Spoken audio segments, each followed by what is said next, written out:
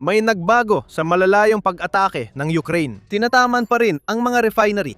Tuloy pa rin ang kampanya para pahinain ang lakas ng digmaan ng Rusya. Ngunit ibang mga pag-ataking yon mas tumpak. Hindi nakalawak ang mga ito dahil tinatarget na ng Ukraine ang mahahalagang makinarya at bahagi na mahirap o imposibleng palitan ng Rusya. Hindi na mismong refinery. Malakas ang diskarte ng Ukraine. Hindi ito nagawa ng Ukraine mag-isa. May tinatatalog ang Ukraine na hindi mapapalitan mula sa Russia sa tulong ng dalawang bansa, Pransya at Estados Unidos. Ang koneksyon ng Pransya at Amerika ang nagbigay sa Ukraine ng gabay kung paano pahirapan ang Russia at patuloy na humahataw ang Ukraine. Nakasalalay lahat sa pag-atake sa refinery. Pero kung alam mo ang estratehiya ng malalayong pag-atake ng Ukraine, hindi na bago ang ganitong pag-atake ngayong 2026. Sa katunayan, ang 2025 ang naging taon ng pagsikat ng estratehiyang ito. Paulit-ulit at matindi nang tinatamaan ng Ukraine ang langis ng Rusya. Sa katapusan ng taon, malaki na ang pinsalang nagawa. Tinarget ng Ukraine ang higit kalahati ng kapasidad ng pagpipino ng Rusya. Isinagagawa ang mga pag-atake sa 21 sa 38 pinakamalalaking refinery ng Russia mula Enero 2025 hanggang sa simula ng Oktubre ng parehong taon. Malaki ang pagdami ng matagumpay ng mga pag-atake. Tumaas ng 48% ang mga drone ng Ukraine na nakalusot sa target noong 2025 kumpara 2024. Napahinto ng Ukraine ang operasyon ng halos 20% ng kapasidad sa pagre-refine ng Russia. At sa pagtatapos ng taon, mahigit $13 bilyong daw ang pinsala sa sektor ng langis ng Russia. Maganda ang estratehiya pero di pa perpekto. Problema pa rin ito para sa Ukraine at ito ay nakaugat sa malawak na paraan ng kanilang mga pag-atake sa mga refinery. Noong 2025, kaya na ng Ukraine na lampasan ang depensa sa himpapawid ng Russia at tamaan ang alinmang bahagi ng refinery. Layunin ng Ukraine na magsimula ng sunog. Kaya ang mga malalaking tangke ng imbakan sa mga refinery na ito ang naging pangunahing target ng Ukraine. Isang drone strike lang, sasabog na ang imbakan ng langis na maaaring magdulot ng sunog sa paligid. Muli, naging epektibo ito at napilitang magsara ang mga refinery habang inaapula ang apoy at kinukumpune. Paulit-ulit, tinarget ng Ukraine ang mga refinery para tumagal ang pagkaantala ng operasyon. Pero nakakabawi pa rin ang mga ito. Pagkatapos maapula ang apoy, madali na lang palitan ang storage tank at gusali. Kailangan may magbalo. Dapat maging mas tiyak ang Ukraine sa pag-atake nila. Maganda ang malalaking sunog sa refinery para sa balita. Pero pagdating ng 2025 hanggang 2026, binago ng Ukraine ang layunin nito. At ang mga sunog ay dagdag bonus na lang. Layunin ng Ukraine na patagalin ang pagtigil ng operasyon ng mga refinery. Paano nila gagawin yon? Sa pag-atake sa mga critical na makina na mahirap hanapan ng piyesa ng Russia dahil sa mga parusa ng kanluran. Isa pang problema ang lumitaw. Malinaw na sapat ang intelihensya ng Ukraine para magsagawa ng pag-atake sa mga refinery. Pero ang ganitong katumpak na pag-atake ay hindi madali. Kailangan ng Ukraine ng tulong para matukoy ang mga target na dapat nilang sirain sa mga refinery ng Russia at para matiyak na makakarating ang kanilang mga drone sa mga target na yon sa simula pa lang. Ang tulong na yon ay nagmula sa dalawang magkaibang pinagmulan, ang Estados Unidos at Pransya. Isiniwalat ng Financial Times na tumutulong ang intelihensya ng Amerika at Pransya sa pagtukoy ng target na kailangan ng Ukraine para baguhin ang estratehiyang nakatuon sa mga refinery. Hindi na apoy ang layunin ngayon. Ang pagsira sa mga pangunahing makinarya sa mga refinery ang naging pangunahing layunin at ginagawa ito ng Ukraine nang may nakababahalang regularidad. Kapag naistorbo ang mahahalagang bahagi, hihinto ang makinarya ng digmaan. Malaki ang papel ng Pransya dito. Noong Enero, sinabi ni Pangulong Emmanuel Macron na ang Pransya ang nagbibigay ng halos 2/3 ng intelihensyang ginagamit ng Ukraine laban sa Russia. Binigyang diin ni Macron na umangat ang Pransya sa ganitong papel matapos ang isang taon ng hindi tiyak na relasyon ng US at Ukraine. Lalo na't umaasa noon ang Ukraine sa intelihensya ng Amerika. Ngayon, ayon kay Macron, 2/3 ng intelihensya ay mula Pransya. Nagbigay ito ng impresyon na sinisikap ng Ukraine na lumayo sa intelihensyang galing sa US. Hindi ganon. Baka nabanggit ni Macron na karamihan sa natitirang intelihensya ng Ukraine, lalo na mula noong gumanda ang relasyon ng US at Ukraine noong 2026 ay galing pa rin sa US. Hindi lang basta anong sanggay ng US. Ang pangunahing ahensya ng intelihensya ay direktang tumutulong sa Ukraine para matyak ang tumpak na pag-atake sa mga refinery ng Russia. Kasama rito ang CIA. Ginagamit ng Ukraine ang tulong ng ahensya para bumuo ng kalamangan sa intelihensya na hindi makayanan ng Russia. Iniulat ng United 24 Media na karaniwang CIA specialists ang nagtuturo kung anong makinang industrial ang target ng Ukraine. na may dalawang kondisyon na kasama. Dapat ay napakahirap palitan ng Russia ang makinang yon. O kung hindi man, halos imposibleng maayos ng Russia. Dahil hindi nila makuha ang mga Western na piyesang kailangan. Dagdag pa ng outlet, naging mahalaga rin ang intelihensya ng CIA sa mga pag-atake ng Ukraine laban sa mga bodega ng Wildberries ng Russia. Ang Wildberries, na madalas tawaging bersyon ng Amazon ng Russia, nagbibigay ang Wildberries ng online portal para sa bentahan ng mga negosyanteng Ruso at mamimili. Pero pinapayagan din nilang magbenta ng kagamitang militar gaya ng drone at body armor. Kaya naging target ito, isang malaking target. Sa tulong ng CIA, tinarget ng Ukraine ang 8 sa mga fulfillment center ng kumpanya. Nagresulta sa pagkawala ng halos 860,000 metro kwadradong espasyo ng produkto sa mga pabrika. 15.4% ng storage capacity ng Wildberries ang nasunog. Nagdulot ng bilyong dolyar na pagkalugi sa kumpanya at mga nagbebenta. Hindi ito mangyayari kung wala ang CIA. Mula nun, tinago ng Wildberries ang kagamitang militar sa search results bilang pakiusap sa Ukraine na itigil ang pagpapadala ng mga parusang hatid ng drone. Hindi ito epektibo. Alam ng Ukraine ang halaga ng Wildberries bilang supplier ng kagamitang militar at bilang network ng logistika sa loob ng Russia. Sa tulong ng CIA, patuloy nilang tutukuyin ang mga pasilidad ng kumpanya at aatakehin ang mga ito ng matinding bagsik. Ayon sa Forbes, matagal ng lihim na tinutulungan ng CIA ang Ukraine mula nung sinimulan ng Russia ang kanilang kampanya ng agresyon sa pamamagitan ng iligal na pag-aneksa sa Crimea noong 2014. Matagal nang magkasangga ang CIA at intelihensya ng Ukraine. Muling itinayo ang mga institusyong pinahinaan ng korupsyon. Tinanggal na rin ang mga sistema at paniniktik ng Russia mula panahon ng Soviet. Ang resulta ay isang matalas at mabagsik na serbisyo ng intelihensya ng Ukraine, suportado ng dalawang makapangyarihang bansa sa mundo. Ngayon, nagtutulungan ang Pransya at Estados Unidos para suportahan ang Ukraine sa pagsasagawa ng mga pag-atake sa mga refinery at iba pang target sa buong Russia. Pero marami pang hawak ang CIA sa iba pang bagay. Simula ng malawakang pananakop, may mga pambubomba at lihim na operasyon na nagaganap sa loob ng Russia. Mga pangunahing general at leader ng Russia ang napatumba na. Hindi inaamin ng Ukraine ang mga atake, pero halatang sila ang gumawa, at sa likod ng Ukraine ayon sa Forbes ay ang CIA. Ang lahat ng nakikita natin na yon ay bunga ng mahigit isang dekadang pagtutulungan na umangat pa noong 2026. Ngayon, tumutulong ang France at Estados Unidos sa mga tagaplano ng militar ng Ukraine sa pagtukoy ng ruta at pagplano ng mga malalayuang pag-atake. Pero paano ito ginagawa? At ano ang layunin nito? Ibubunyag namin ang papel ng Russia sa pagpapahintulot ng mga atake ng Ukraine. Pero bago yan, ito ang military show kung saan sinusuri namin ang balita para hanapin ang totoong kwento. Kung may napapalakas sa aming channel, huwag kalimutang mag-subscribe at pindutin ang notification bell para hindi mo mamiss ang alinman sa aming mga daily video. Ibinunyag ng Financial Times kung paano tinutulungan ng France at US ang Ukraine sa kanilang mga pag-atake. Nakausap ng outlet ang dalawang drone operator na nagsabing maraming paghahanda ang mga inhinyero bago paliparin ang drone. Pinipipili ng mga ininyero ang target base sa natanggap nilang intelihensya, kasama ang pagsasagawa ng detalyadong technical na pagsusuri para planuhin ang ruta papunta sa target, ang mga logistika na kailangan sa pag-atake, at kung ano ang layunin ng target sa mas malawak na operasyon ng digmaan ng Ukraine laban sa Russia. Kapag natapos na ang lahat ng paghahandang ito, binibigyan ng briefing ng mga inhinyero ang mga unit ng drone ng Ukraine. Dito, pumapasok ang mga eksperto sa industriya ng enerhiya dahil sila ang magtatakda ng mga partikular na bahagi na kailangang tamaan ng mga operator ng Ukraine. Lalo na yung mga bahagi na pinakamahirap at pinakamatagal palitan o ayusin ng Russia. Ayon sa isang operator, inuutusan ng mga eksperto ang drone specialist ng Ukraine na tamaan ang mga pipeline, siminea, koneksyon ng kagamitan o kahon sa tinukoy na bahagi. Hindi pinapabayaan ang mga dipo at unit ng imbakan ng langis, pero hindi na sila prioridad sa long-term plan ng Ukraine. Gayunpaman, hindi lang iisang target ang nasa isip sa pagpaplano ng mga misyong ito. Laging may mga contingency na kapaloob sa bawat plano. Kung hindi gumana ang plan A, baka nailipat na ng Russia ang air defense o naprotektahan na ang target ng Ukraine. Kaya may plan B, plan C at iba pa. Ilang layunin ang isinama sa bawat misyon para masigurong sulit ang mahabang biyahe ng mga drone ng Ukraine at may resulta ang bawat uwi. Kung di maabot ng operator ang pangunahing target, lilipat sila sa mga pangalawa o pangatlong napili. Walang pag-abandona sa pag-atake rito. Tanging mga contingency lang na pinapatong sa isa't isa para masiguradong may pinsalang magaganap.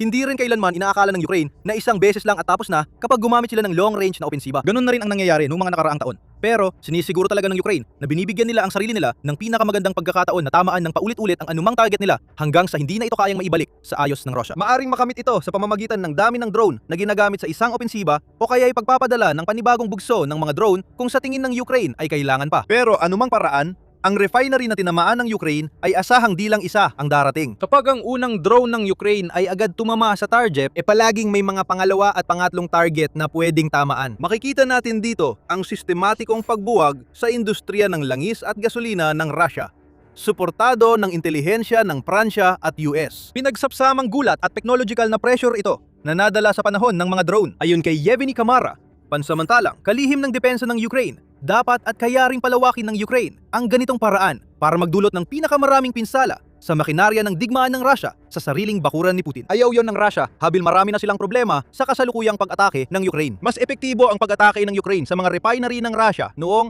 2026 kaysa 2025. Nagkaroon ng krisis sa gasolina sa buong bansa. Sa huling bahagi ng Hulyo, bumaba ng 40% ang produksyon ng fuel sa Russia dahil sa hindi gumaganang mga pangunahing refinery. Dahil ito sa mas mataas na katumpakan ng Ukraine, ang pag-atake na dating ilang araw lang nagpahinto sa refinery, ngayon ay inaabot na ng linggo o buwan bago makabawi ang Russia. Nilimitahan na ang bentahan ng gasolina sa mahigit 40 reyon. Bumaba ng 25% ang pagrarafi ng langis ng Russia kumpara nung nakaraang taon, pinakamababa sa 20 taon, habang ang produksyon ng gasolina ay bumagsak ng 17%. Ibinunyag ng United 24 Media sa ulat noong Hulyo 2. Habang nangyayari ito, dapat maghanap ng paraan ng Russia para tugunan ang pinakamataas na demand sa gasolina sa bansa na kadalasang nangyayari tuwing Agosto hanggang Setyembre. Pinagsaman ang mga drone ng Ukraine at intelihensya ng US at Pransya, kaya naging mapanganib na kombinasyon laban sa Russia. May isa pang sangkap na idinagdag dito, isang patak ng Russian vodka na hindi sinasadyang ibinigay mismo ng Russia sa pamamagitan ng dati nitong Imperyong Soviet. Ano ang ibig naming sabihin? Kapag napag-uusapan ang pag-atake ng Ukraine, ayon kay Andriy Zagornyuk, dating ministro ng depensa at tagapangulo ng Center for Defense Strategy sa Kyiv, tinuturing naming sistema ang Russia. Ang pag-unawan sa sistema ay tumutulong matukoy ang mahahalagang bahagi na may malaking epekto. Gulatin ang sistema sa pamamagitan ng pag-aalis ng puso at utak nito at babagsak ang katawan. At bukod sa intelihensyang kanluranin, alam na alam ng Ukraina kung paano ihatid ang mga dagok na ito dahil mismo sa Rusya. Magkakapareho ang sistema ng enerhiya ng Rusya at Ukraina dahil pareho itong Soviet-era designs na ginagamit pa rin sa Ukraina. Dahil dito, alam ng Ukraina ang mga prosesong industrial ng mga refinery ng Rusya at mahahalagang kahinaan sa operasyon at pagkakaayos ng mga kagamitan. Kailangan lang tingnan ng Ukraina ang sarili nitong infrastruktura ng enerhiya para malaman kung saan ito dapat umatake sa loob ng Rusya. Kung aling mga bahagi ang kailangang patayin o alisin sa operasyon. Kapag nakialam ang US at Pransya para tukuyin hindi lang kung saan, kundi kung ano mismo ang tatamaan. Nauwi ang Russia sa kahihiyan bilang tagapagdisenyo ng sarili nilang pagbagsak. Bunga ng pagtatayo ng Imperyong Soviet na inspirasyon ni Putin. Masaklap na kabalintunaan para sa Russia na natutunan ng Ukraine mula sa kanila kung gaano kalala ang epekto ng pag-atake sa mga energy facility sa digmaan. Malungkot, pero natututo kami sa mga Ruso, ayon kay Zagornyuk sa Financial Times. Ginagawa rin nila sa amin dito ang eksaktong pareho, dagdag pa niya. Ang pangunahing pagkakaiba ay ang Ukraine ay may access sa mga kailangan nito mula sa mga Western na kaalyado para magsagawa ng pagkukumpuni at palitan ang mga nasirang kagamitan. Hindi ito magawa ng Russia. Ito ay naipit at napapalibutan ng dagat ng mga parusang pumipigil makakuha ng western na bahagi na kailangan para ayusin agad ang pinsalang dulot ng Ukraine. Nagiging desperado na ang Russia. Ayon sa ulat noong Hulyo 3, si Vladislav Vlasyuk, tagapayo at kinatawan ng presidente ng Ukraine sa patakaran ng parusa, sinabi niya sa UKR Inform, umaasa na ngayon ang Russia sa China para sa mga kinakailangang bahagi. Sabi ni Vlasyuk, hindi mapagkakatiwalaan ang mga peking produkto mula China. Pinakamagandang halimbawa nito, ang mga navigation module at ilang high-precision na microcontroller. Sa ilang kaso, napilitan ng mga Ruso na gumamit ng alternatibong pyesa na mas mahina ang performance o nangangailangan ng malaking pagbabago sa disenyo ng sistema. Sabi ni Vlasyuk, tungkulin nating gawing pinakamahirap at pinakamahal ang prosesong ito. Mangyayari rin ito sa mga refinerya ng Rusya. Pabor ito sa plano ng Ukraine. Ang madaling masirang peking pyesa ay pwedeng magdulot ng muling pagdidisenyo gaya ng sa mga misil ng Rusya at pwedeng magdulot ng sira na muling magpapatigil sa operasyon ng mga refinerya. Pero wala nang ibang pagpipilian ng Rusya. Maaari lang silang pumili ng mga substandard na pyesa o wala talaga at kailangan nilang piliin ang una. Tungkol naman sa susunod na mangyayari, lalo lang lalala ang sitwasyon para sa Rusya mula ngayon. Hindi mapuputol ang daloy ng intelihensya mula sa Pransya at US. Kaya ibig sabihin, hindi mawawala ang mga drone ng Ukraine. Hindi eksaktong tama yan. May pupuntahan ng mga yon at mas malalim pa sa Rusya kaysa inakala ni Putin. Habang humuhusay ang teknolohiya ng drone ng Ukraine, mas nakakataka ito ng mas malalim. Nagbibigay daan sa mas malawakang paggamit ng intelihensya ng kanluran para makapinsala pa. Ngayon, abot na ng Ukraine ang anumang target sa European Russia. Ang pinakamagagaling nilang drone ay kayang bumiyahe ng mahigit 3,000 kilometro. Gumagawa sila ngayon ng bagong henerasyon ng mga sistemang pangmalayuan na mas malalim pang tatama. Ayon kay Pangulong Volodymyr Zelensky ng Ukraine, pinag-iisipan na ang mga drone na may abot na mahigit 5,000 kilometro at posibleng magamit ng mga operator ng Ukraine bago matapos ang 2026. Sa 2027, inaasahan ng Ukraine na magkakaroon sila ng drone na kayang umabot ng 10,000 kilometro na magbibigay ng mas maraming target, masama para sa Russia. Hindi rin kampante ang Ukraine kung paanong pinalawak nila ang mga tagumpay nila noong 2025 sa pamamagitan ng mas pinong estratehiya patawad sa biro. Plano nilang palawakin ang mga naabot nila ngayong taon. Si Zelensky ay regular na nagpupulong kasama ang kanyang mga pangunahing opisyal ng militar para i-update ang listahan ng mga target at tukuyin ang mga bagong prioridad. Sa pagtatapos ng Hulyo, inaprubahan ang bagong plano para sa malalayong pag-atake, kung saan binigyan ni Zelensky ng pahintulot ang mga bagong pag-atake. Tanging matataas na opisyal ng Ukraine lang ang nakakaalam ng target. Sadyang lihim ito. Kapag kaunti ang alam ng Russia, mas kaunti ang magagawa nila bago dumating ang mga drone ng Ukraine. Kung mahilig kaming tumaya, malamang karamihan sa target ng Ukraine ay naimpluwensyahan ng intel mula sa Pransya at Estados Unidos. Hindi kayang protektahan ng Russia ang mga ito ng kasing husay ng kinakailangan. Sobrang lawak ng bansa, kaya di kayang protektahan lahat ng importanteng pasilidad militar mula sa drone ng Ukraine. Ang laki ng bansa na dating isang kalamangan kapag nagtatanggol laban sa mga paglusob sa lupa ay naging isang napakabigat na pasanin para sa Kremlin. Si Putin at ang kanyang mga kasamahan ay kailangang palaging magpalit-palit ng mga depensa sa impapawid. Kailangan nilang hulaan kung ano ang posibleng tamaan ng Ukraine at ilipat ang mga depensa sa mga target na yon na nag-iiwan ng ibang mga target na mahina sa pag-atake. Isa itong laro ng pagbibigay prioridad na hindi inakala ng Russia na kanilang lalaruin. At ang larong iyon ay pumapabor na yon sa Ukraine. Nayon na ang mga drone ng Ukraine ay kayang lumipad ng malayo at tamaan ang mga refinery sa Siberia. Mas marami pang ganitong mga pagpipilian ang kinakaharap ng Russia. Kung matupad ang mas mahabang saklaw na binabanggit ni Zelensky ngayong taon hanggang 2027, mapipilitan ang depensa ng Russia na hatiin at posibleng bumagsak. Hindi na hadlang ang distansya para sa Ukraine. Wala nang estratehikong likuran ang Russia, kundi daan-daang target na lang na abot o malapit ng maabot ng mga drone ng Ukraine.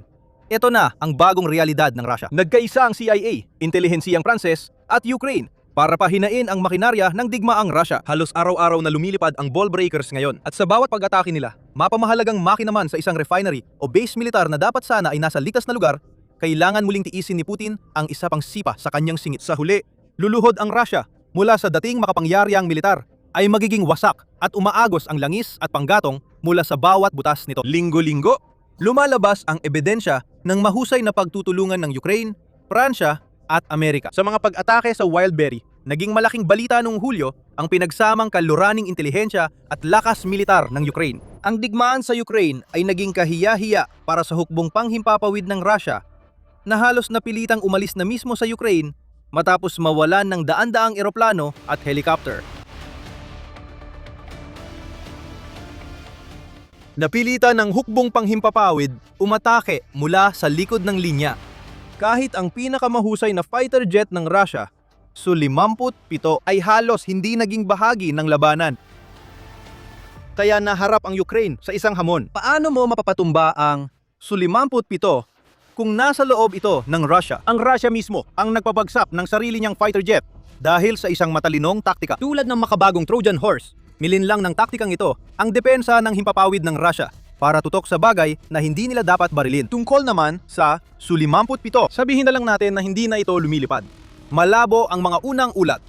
Noong Hulyo 23, iniulat ng Euromaidan Press na isang Russian fighter jet, kinumpirma nilang Su-57 ay bumagsak sa Moscow Oblast. Walang naiulat na nasawi dahil nakalabas ang piloto at hindi bumagsak ang jet sa mataong lugar. Naganap ang insidente bandang alas 13:50 sa distrito ng Odintsovo, humigit kumulang 65 kilometro sa kanluran ng Moscow, malapit sa Zvenigorod. Mabilis kumalat ang mga larawang nagpapakita ng nasusunog ng mga labi ng jet sa bukirin. Tahimik pa rin ang Russia. Sinabi lang nila na bumagsak ang combat trainer habang nagte-take off.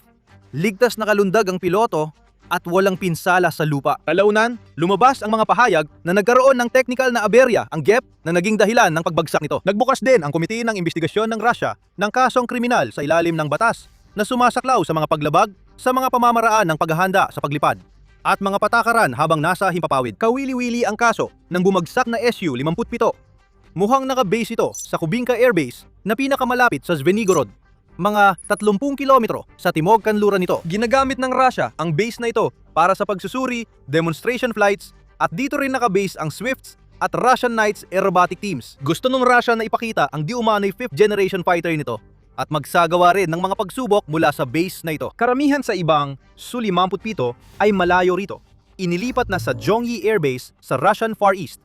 Mga 5,000 kilometro ang layo mula sa mga linya ng labanan sa Ukraine. Nakakahiya na para sa Russia. Inilayo nito ang top fighter jet mula Ukraine habil sa takot sa mga drone. Ngayon, nawalan na ang Russia ng isa sa kakaunting Su-57 na abot ng Ukraine. Drone ba ang sumira?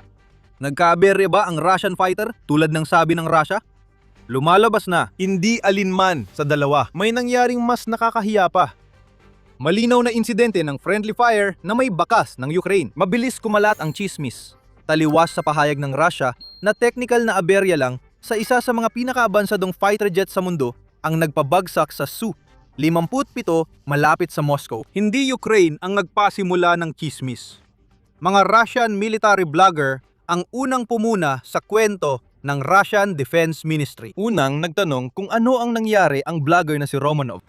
Nag-post siya sa Telegram ng larawan ng bumagsak na jet. Maraming tanong para sa Bars Moscow Air Defense Crew. Sinabi ng military blogger na si Arus Map na ang Su-57 ay pinabagsak ng sariling Russian air defenses at posibleng isang crew na may shoulder-fired missile launcher ang nagdulot ng pinsala. Lalong naging komplikado ang kwento. Habang nagtatanong ang mga tao, binanggit din ng mga Russian military blogger na nasa alanganing sitwasyon ang Russia. Maaring may friendly fire na insidente. Masama yun.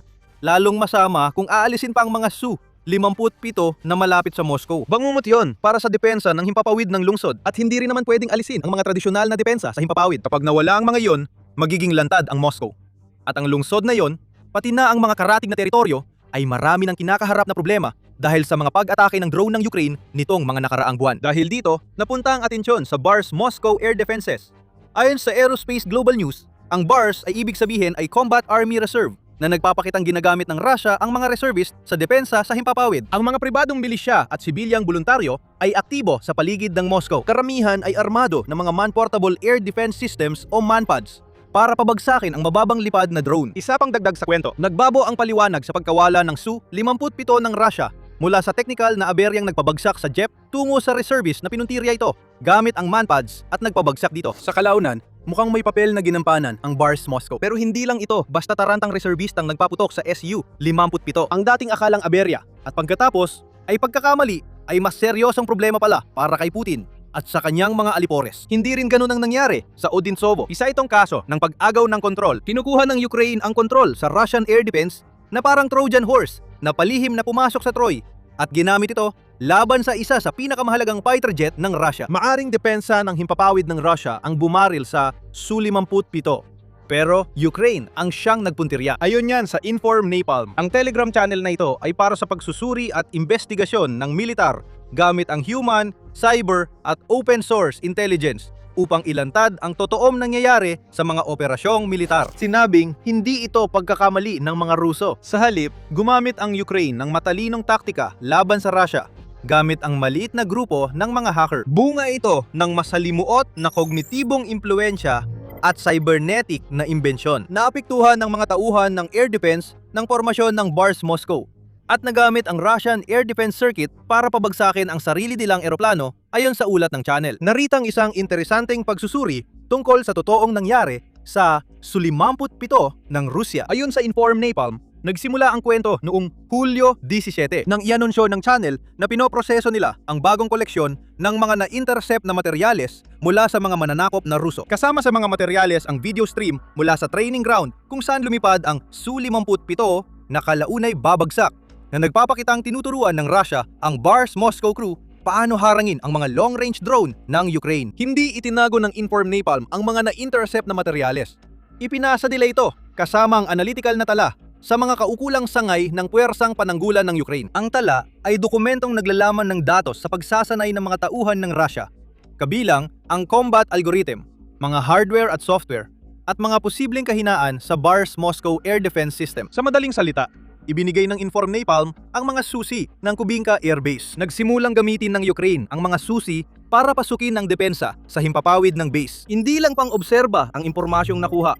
May mga natuklasang paraan para maimpluwensyahan ang gawain ng isa sa mga crew ng Bars Moscow at gamitin ang sistemang Ruso laban sa target na Ruso. Iniulat ng Inform Napalm, hindi nagtagal, bumagsak ang Su-57 sa Bukhirin, malapit sa base. Ang biktima ng friendly fire na posibleng gawa ng mga Ukrainian hacker na nakontrol ang air defense system na dapat nagpoprotekta sa Moscow. Isa itong technical na aberya, pero ito ay aberyang hindi agad isisiwalat ng Moscow. Maayos namang lumilipad ang Su-57. Ang air defenses ang dapat na magpoprotekta sa jet at sa lahat ng nasa paligid nito ang nagka-aberya. Nawala ng Russia ng isang eroplano na tinatayang nagkakahalaga ng humigit kumulang $100 milyong dahil hindi nito naprotektahan ang mga cyber system laban sa mga Ukrainian hacker. Nakahanap ng paraan ang mga hacker na yon para makapasok. Minanipula nila ang Bars Moscow system at agad tinamaan ang top fighter jet ng Russia. Iyan ang totoong kwento rito. Dito rin nagsisimulang maging interesante ang lahat dahil sa likod ng issue ng Russia sa pagprotekta ng kanilang cyber systems laban sa mga Ukrainian hacker, may mas malaking problemang nakatago. Isang issue na nagpapakita ng kalunos-lunos na kalagayan ng Russian Air Force at nagbibigay linaw sa realidad sa likod ng inaangkin ni Putin na pinakamahusay na fighter jet sa mundo. Bago tayo lumalim pa sa lahat ng yan, paalala lang na nanonood ka ng military show. Ibinubunyag namin ang kwento sa likod ng balita. Kung may natututunan ka mula sa channel na ito, siguraduhin mong mag-subscribe at i-activate ang notifications para makita mo pa ang iba naming mga video kapag nailatala na ang mga ito. Magsimula tayo sa mga sirang eroplano ng Rusya. Sobrang dami ng mga sirang eroplano ang Su-57 na kamakailan lang napabagsak ng Ukraine sa pamamagitan ng pagmamanipula ng air defenses ng Rusya ay dagdag sa mahabang listahan ng mga fighter jet, bomber, spy plane at helicopter na nawala ng Rusya sa kanilang pananakop sa Ukraine. Sa katunayan, nangyari ang pagbagsak na ito kasunod ng isang insidente kamakailan kung saan nagawa ng Ukraine na makakuha ng air-to-air kill laban sa isang Russian Su-35 flanker gamit ang isang F-16. Hindi dapat yon posible. Dapat talunin ng Su-35 ang F-16 sa harapang labanan. Pero nabigo ito. Halos lumalabas na parang hindi kayang patunayan ng Russia ang mga sinasabi nila tungkol sa kanilang mga fighter jet sa totoong labanan. Mas marami pa tungkol sa Su-57 mamaya. Sabi ng Ministry of Finance ng Ukraine, 439 na eroplano at 354 na helicopter na ang nawala sa Russia mula nang simula ni Putin ang pananakop. Kung gusto mong malaman bakit hindi ginagamit ng Russia ang kanilang malaking air force na may 4,237 kagamitan ayon sa Global Firepower, 2,754 dito ay handang lumaban, ito na ang sagot mo. Tuloy-tuloy na binabaril ng Ukraine ang mga aerial asset ng Russia kahit nasa Ukraine o loob ng Russia. Ang Su-57 na nasusunog sa Bukhirin sa Moscow ay hindi pa unang nawala ng Russia sa digmaan. Noong Hunyo 2024 na pinsala ng Ukraine ang 2 Su-57 gamit ang drone sa pag-atake sa Akhtuvinsk Air Base. Noong tagsibol ng 2026, narating ng mga drone ng Ukraine ang Shargol Base sa Urals at napabagsak ang isa pang pares ng Su-57 kasama ang Su-34 at isang hindi pinangalanang Sukhoi fighter jet. Hindi ito ang unang beses na pinabagsak ng Russia ang sarili nilang eroplano. Pero ngayon lang nakumpirmang na manipila ng mga Ukrainian hacker ang depensa sa himpapawid ng Russia. Hindi kakaunti sa mga pagkalugi ng Russia sa himpapawid ang dulot ng sarili nilang depensa sa himpapawid na tumutok sa sarili nilang eroplano. Ayon sa Aerospace Global News, di pa tiyak ang bilang ng sariling eroplano ng Russia na pinabagsak nila. Pero posibleng lampas 10 ito. Kumpirmado na inamin ng Russia ang friendly fire sa ilang insidente, kabilang ang pagbagsak ng dalawang A-50U, mainstay AEW at AEW at C na eroplano. Ngunit hindi pa tiyak kung mas gusto lang ng Kremlin ang kwento ng friendly fire kaysa aminin na nagtagumpay ang strike ng Ukraine. Nung huling bahagi ng 2024, pinabagsak ng Russian Air Defenses ang Azerbaijan. Flight 8,243 Embraer, 170 sa katimugang bahagi ng Russia. Nangyayari raw ito habang may drone attack na isinasagawa ng Ukraine. Kaya tiyak na aktibo ang air defense. Tinaman ng Russia ang eroplano ng Aeroflot mula Belarus noong Hulyo 2025 na kaya pa ring ligtas na makalapag ang eroplano sa Moscow kahit tinamaan ng flak fire. Nagdaragdag pa ang Euromaidan Press sa bilang ng mga biktima ng friendly fire. Isang Su-27 na lumilipad sa ibabaw ng sinakop na Crimea ang bumagsak dahil sa sariling putok ng Russia noong Marso 2024. Noong 2023 sa ibabaw ng tukmak, napatay ng mga Ruso ang sarili nilang Su-35 pilot gamit ang S-300 air defense. Malapit sa Moscow noong 2025, pinaputukan ng Russian air defenses ang sarili nilang mga helicopter dahil napagkamalang mga drone. Parang hindi na kailangan ng Ukraine na ihack ang Bars Moscow air defenses. Kung maghihintay ka lang ng sapat na tagal, ang hindi magandang koordinasyon sa pagitan ng mga crew ng Russian air defense at mga piloto ang gagawa ng trabaho para sa kanila. Ngayon, pag-usapan natin ang Su-57 ng Rusya. At isang tanong na di pa natin natatanong, paano napabagsak ni Bars Moscow ang jet? Hindi namin ito tinutukoy sa aspeto ng pag-hack. Ang Su-57 ay sinasabing isang ikalimang henerasyon na stealth fighter na dapat ay kapantay ng mga eroplanong pandigma ng US tulad ng F-35 at F-22. Ayon kay Putin, ang Su-57 ang pinakamahusay na fighter jet sa mundo. Kung tong ang sinabi ng Russia, halos hindi dapat lumitaw ang jet sa mga radar ng air defense. Kaya halos imposibleng pabagsakin ito ng Bars Moscow. Dahil dito, dalawang konklusyon lang ang maaari. Ang Bars Moscow ay kayang pabagsakin ang isa sa pinakamahusay at pinaka-stealth na fighter jet sa mundo. Hindi magrereklamo ang Russia sa ganitong konklusyon. Pero mahirap itong patunayan dahil sunod-sunod ang tagumpay ng Ukraine sa rehiyon ng Moscow gamit ang mga drone nitong mga buwan. Kung talagang kasing bisa nang ipinapakita ng insidenteng ito nang sa pilitang friendly fire ang Bars Moscow, dapat mas ligtas ng husto ang Moscow kaysa sa kasalukuyang kalagayan nito. Mas interesante ang pangalawang konklusyon. Pwedeng hindi kasing galing ang Su-57 tulad ng sinasabi ng Moscow. Sabi ng Global Defense Corps, ang pagbagsak ng eroplano gamit ang Soviet missile system ay muling patunay na hindi ito tunay na stealth na ikalimang henerasyon na eroplano. Pansinin ang salitang muli. Hindi ito unang beses na may tanong sa Su-57 at sa umano'y stealth kakayahan nito. Noong Disyembre 2022, naglabas ang Aviation Geek Club ng isang mapanirang ulat na nagsiwalat na ang mga Su-57 kahit ibinenta sa mga posibleng mamimili bilang mga stealth fighter ay malayo sa kanilang mga Amerikanong katumbas. Ibinunyag ng outlet na parehong ang F-22 at F-35 ay may radar cross-section o RCS na 1,000 hanggang 10,000 beses na mas maliit kaysa sa Su-57. Kahit ang retiradong F-100 at 17 na din-develop noong dekada 70 at siyang kauna-unahang operational stealth aircraft ay may mas maliit na RCS kaysa sa Su-57. Maraming dahilan dito, mula sa mga armas na nakakabit sa labas ng Su-57 hanggang sa ang jet ay halos upgraded na bersyon lang ng Su-27. Sa huli, ibig sabihin nito, hindi kayang gawin ng Russia ang totoong stealth fighter jet. O, mag-aangkin sila na kaya nila. Pero ang RCS ng Su-57 ay hindi aksidente. Ito talaga ang tinarget ng Russia at malayo pa rin ito sa tunay na stealth. Puro kahihiyan na lang ito para sa Moscow ngayon. May bumagsak na Su-57. Sapat na yon para masabing masama na ang nangyari. Lumabas na sariling air defense ng Russia ang nagpabagsak sa jet. Nalaman natin na ginamit ng Ukrainian hacker ang Trojan Horse para mapasok ang air defense system ng Russia.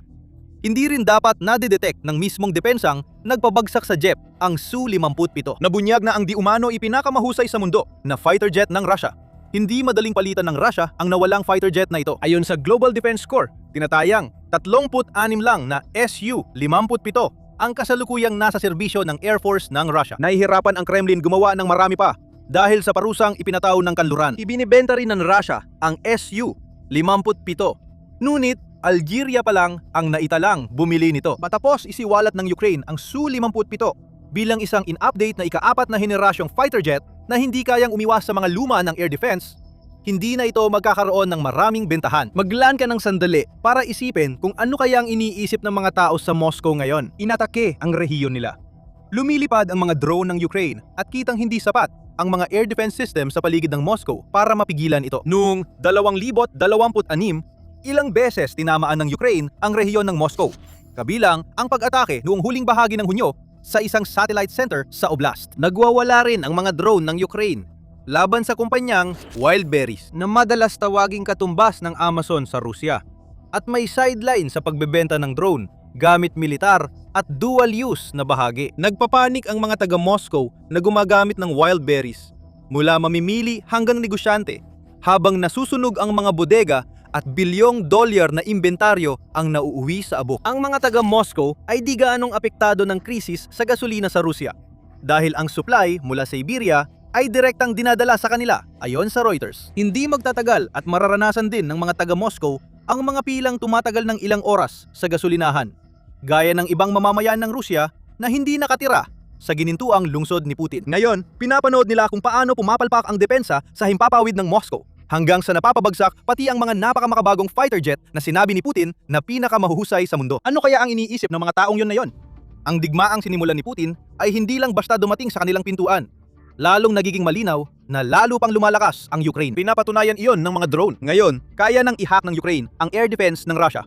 Kaya napipilitan silang paputukan ang sariling gamit. Posible bang maulit yon? Kung oo, ano naman ang susunod na target na pipilitin ng Ukraine na paputukan ng mga depensang yon? Siguradong yan ang mga tanong na umiikot sa isipan ng mga taga-Moscow na ngayon ay mas malinaw na nakikita. na ang kanilang dakilang tagapagtanggol na si Putin ay hindi sila kayang protektahan sa kahit ano. Iyan mismo ang gusto ng Ukraine. Ang kahangahangang pagkakaroon ng mga depensa sa himpapawid ng Russia sa paligid ng Moscow ay isang napakagaling na taktika. At nagbunga ito ng mapaminsalang resulta para sa isang Su-57. Mas mahalaga ang mensaheng ipinadala ng Ukraine gamit ang Trojan horse na ito. Araw-araw, ang digmaan ni Putin ay unti-unting lumalapit sa mga pintuan ng mga taong nakatira sa nag-iisang lungsod na inaakalang hindi kayang galawin. Hanggang kailan titiisin ng mga taga-Moscow ito?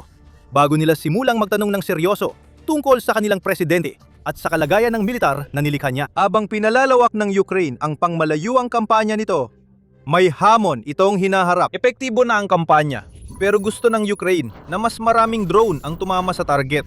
Kailangan nilang harapin ang depensa sa himpapawid ng Russia dahil maraming drone ang naliligaw o nasisira. Kung mahina ang depensa sa himpapawid ng Russia, mas maraming nasusunog doon. Isang simpleng konsepto ito. At ngayon, nagbigay na ang UK ng solusyon sa problema ng Ukraine. Hindi ka maniniwala sa ibinigay ng UK sa Ukraine, isang sandatang ala Harry Potter na disenyo ng UK ang magiging susunod na malaking bagay sa digmaan. Gusto ng Ukraine na ibalik ang Russia sa panahon ng bato. At posible na ito. Bakit? Paparating ng Stone Cloak. Noong Hulyo 26, iniulat ng Telegraph na ang bagong punong ministro ng UK, Andy Burnham, ay inihayag na pipirma siya ng bagong kasunduan kasama ang Pangulo ng Ukraine na si Volodymyr Zelensky. Ang bagong kasunduang ito ay pipirmahan sa isang pagpupulong ng dalawa sa isang naval yard. At ito raw ay magiging patunay na nananatiling matatag ang suporta ng UK sa Ukraine sa pagtatanggol nito ng teritoryo laban sa Russia ayon kay Burnham. Kaya may bagong kasunduan na naghihintay na mapirmahan. Ano ang mahalaga rito?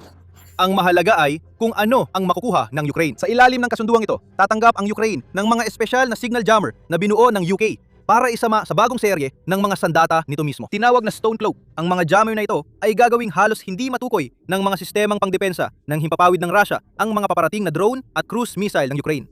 Isipin mo ito na parang balabal ng pagiging invisible ni Harry Potter. Pero para sa mga sandata, iyan ang ipinangako ng UK na ihahatid. Mas malalim pa ito. Hindi lang nagbibigay ang UK ng Stone Cloak. Bibigyan din nila ng lisensya ang Ukraine para makagawa ng sarili nilang jammer. Hindi na bago ang Stone Cloak sa Ukraine. Libu-libong signal jammer ang ibinigay ng UK sa Ukraine. Gayunpaman, hindi pa rin sapat ang libu-libo. Lumawak ang malayuang kampanya ng Ukraine noong 2026. Kaya't 10,000 drone ang inilunsad sa Russia at mga okupadong teritoryo. Yan ang kailangan ng Ukraine. Kailangan ng Ukraine ng 10,000 Stone Cloak para matapatan ang dami ng drone nila. Sa bagong kasunduan, makakakuha ang Ukraine ng mga karapatang intelektual sa teknolohiya para mass-produce ito. Bago dumating si Zelensky, ipinaliwanag ni Burnham ang dahilan ng kanyang desisyon. Marahil sa antas na kahit ang UK ay hindi kayang pamahalaan, ang Britanya ay kasama ng Ukraine, magkasangga at nananatiling matatag ang aming suporta. Hindi dapat pagdudahan ng Russia ang aming determinasyon at hindi kami titigil hanggat hindi nakakamit ang kapayapaan para sa Ukraine. Sabi ni Burnham, ang Stone Cloak ay pinakamahusay na likha ng inobasyon mula sa Britanya at subok na sa larangan ng digmaan at magiging mahalaga ito sa pagprotekta ng ating seguridad sa parehong bansa. Ito ay mensahe para kay Voldemort. Pasensya na, Putin, malapit nang hindi makita ang mga drone at misil ng Ukraine. Wala siyang magagawa dito. Kahit gustong patunayan ng UK ang suporta sa Ukraine na isa na ring matinding dagok kay Putin habang sinusubukan niyang maghasik ng pagkakabaha-bahagi sa Europa, may pansariling interes pa rin sa bagong kasunduan. Makakagawa ang Ukraine ng Stone Cloaks. Kapalit nito, makakakalap ang UK ng datos mula sa malawakang paggamit ng jammer na napatunayang mahalaga sa labanan sa Ukraine. Ayon sa British Army, kokolektahin nila ang datos tungkol sa performance ng Stone Cloak kapag malawakan na itong naipakalat. Gagamitin ng UK ang impormasyong iyon sa paggawa ng bagong henerasyon ng missile at drone. Interesado silang makita kung paano gumagana ang kasalukuyang jammer dahil planong isama ang Stone Cloak sa Project Breakstop. Isang paparating na murang cruise missile ito. Inaasahan din naming gagamitin ng UK at Ukraine ang datos para ayusin ang Stone Cloak. Mas epektibo ito laban sa depensa ng himpapawid ng Russia. Malaking tulong ang kasunduang ito sa Ukraine at ipapaliwanag namin kung bakit. Pero una, ano ba talaga ang Stone Cloak? Ang Stone Cloak ay bagong signal jammer na pwedeng ikabit sa drone at missile para makatulton makalusot sa depensa ng himpapawid. May dagdag impormasyon ang Euroactive.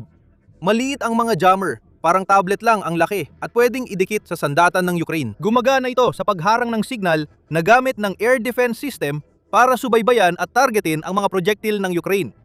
Kaya, maaring ang Stone Cloak ay may epekto hindi lang sa air defense system mismo, kundi pati ang radar na nakakabit sa sistema.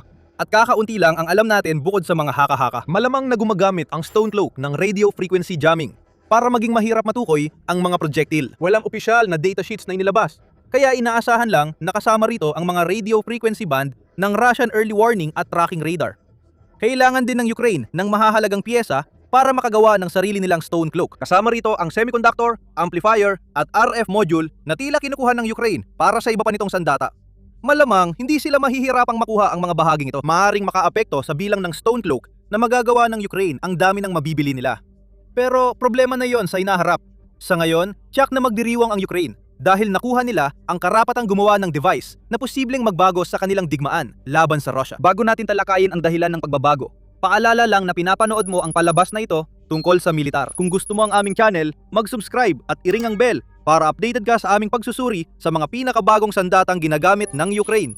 Simulan na natin sa kalaban ng Stone Cloak, air defenses ng Russia. Kahit marami nang nabanggit dito tungkol sa kabiguan ng mga depensang yon, nananatili pa rin silang problema kahit nakapaglunsad ang mga drone operator ng Ukraine ng daan-daang pag-atake sa mga target ng Russia noong 2026. At kung paniniwalaan ng Russia, mas marami raw sa mga drone ng Ukraine ang nasasabat kaysa sa talagang nakakarating sa mga target na gusto ng Ukraine.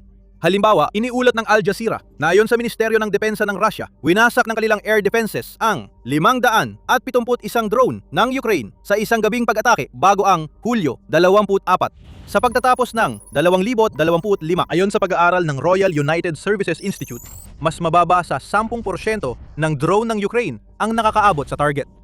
Hindi tiyak kung pareho pa rin ito matapos ang higit kalahating taon. Ang mahalaga ay nais ng Ukraine na mas epektibo ang kanilang long-range strike kaysa dati. Ang direktang pag-atake sa mga air defense ay nakakatulong dito dahil nagre-resulta ito sa paglika ng mga ligtas na aerial corridor para sa mga drone at missile. Ngayon, mas mataas na tagumpay ang hangad ng Ukraine. Paano kung 600 drone ang mapalipad at 20% o 30% dito ang tatama sa target? Iyan ang maaaring maging posible dahil sa pasya ng UK tungkol sa Stone Cloak. Kung magagawa ng Ukraine na gawing maramihan ng mga ito at ikabit sa karamihan, kung hindi man sa lahat, ng mga projectile na pinaputok nila sa Russia at okupadong teritoryo, magkakaroon sila ng seryosong force multiplier sa kanilang panig. Isipin mo kung anong ibig sabihin nito para sa mga bagay tulad ng mga pag-atake sa refinery na isinasagawa ng Ukraine. Epektibo na ang mga pag-ataking yon. Noong Hulyo 25, naglunsad muli ang Ukraine ng isa pang pag-atake, tinamaan ang Tyumen Refinery, 2,000 kilometer mula sa kanilang hangganan at nagdulot ng sunog. Mas lalaki pa sana ang apoy kung mas maraming drone ang nakalusot. May benepisyo rin sa Ukraine sa gastos ng mga ataking ito. Bagamat mura ang paggamit ng mga drone para magsagawa ng malalayong pag-atake, ang pagpapadala ng maraming UAV na hindi naman nakakarating sa kanilang mga target ay nangangahulugan pa rin na nagsasayang ang Ukraine ng 10,000 kung hindi man daan-daang libong dolyar sa bawat pag-atake. Mula, maaaring baguhin yon ng Stone Cloak. Nagbago ang estratehiya ng Ukraine sa malalalim na pag-atake. Sa Russia naman, dito makikita ang ikalawang dahilan kung bakit mahalaga ang kasunduang ito sa lisensya ng Stone Cloak. Ang estratehiyang pangmalayuan na patuloy lumalawak at epektibo ay maaaring magdulot ng matinding pinsalang pang-ekonomiya at psikolohikal sa populasyong Ruso na nararamdaman na ang epekto ng digmaang hindi nila inakalang aabot sa sarili nilang pintuan. Nang salakayin ng Russia ang Ukraine noong unang bahagi ng 2022, hindi isinasaalang-alang ang posibilidad na umabot ang drone at misil ng 2,000 kilometro sa teritoryo ng Russia. Kahit nung nabigo ang unang pananakop at nagsimulang tumanggap ang Ukraine ng mga misil mula sa kanluran, ang mga abot ng mga misilang yon ay nililimitahan ang mga pag-atake sa mga reyon ng hangganan ng Russia, pati na rin sa Crimea at Dagat Itim. Pagsapit ng 2026 at ibang-iba na ang sitwasyon, hindi lang basta kayang magsagawa ng Ukraine ng mga malalayong pag-atake tulad ng sa Tyumen, inilulunsad nila ang mga ito ng ganoon kadalas na ikinababahala kahit ng pinakakalmadong mga Ruso. Sa ulat ng United 24 Media noong Mayo, ibinunyag kung gaano kalaki ang pagigting ng kampanya ng Ukraine sa malalayong pag-atake. Noong Agosto 2024, mahigit 1,000 drone ang pinakawalan ng Ukraine laban sa militar ng Russia. Noong Hulyo 2025, 3,000 na ang bilang.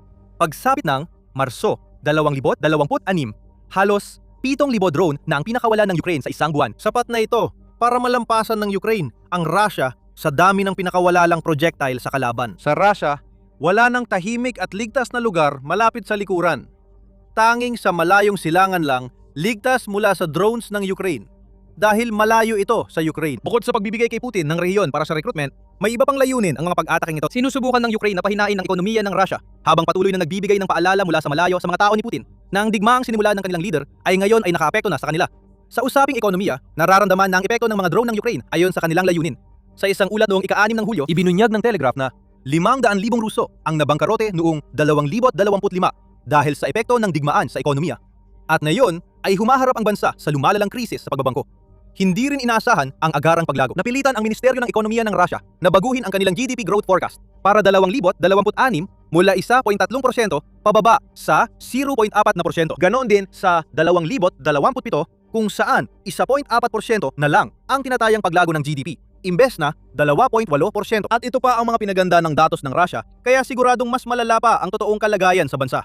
Malaking dahilan ng mga problemang ito sa ekonomiya ang mga pag-ataking malalim sa loob ng teritoryo ng Ukraine. Nag-ambag din sila sa krisis sa gasolina sa Russia na umabot sa karamihan sa mga reyon ng bansa at nagdulot ng matinding hirap sa mga mananakop ng Crimea. Lalo pang naihiwalay ang mga mananakop dahil sa mga pag-ataking mula sa katamtaman at malalayong distansya. Inatake na rin ng Ukraine ang mga negosyong tulad ng Wildberries na tinuturing na Amazon ng Russia. Hindi kasing inosente ang Wildberries, gaya ng ipinapakita ng Russia. Nagbebenta ang e-commerce platform ng drone, piyesa at gamit militar. Ilang beses nang inatake ng Ukraine ang mga bodega ng kumpanya nitong Hulyo. Ibig sabihin, nasusunog ang bilyong dolyar na paninda. Para sa mga negosyanteng umaasa sa Wildberries, napakasakit ang mga pinsalang natamo. Itinago na ng Wildberries ang mga kategoryang militar sa kanilang portal.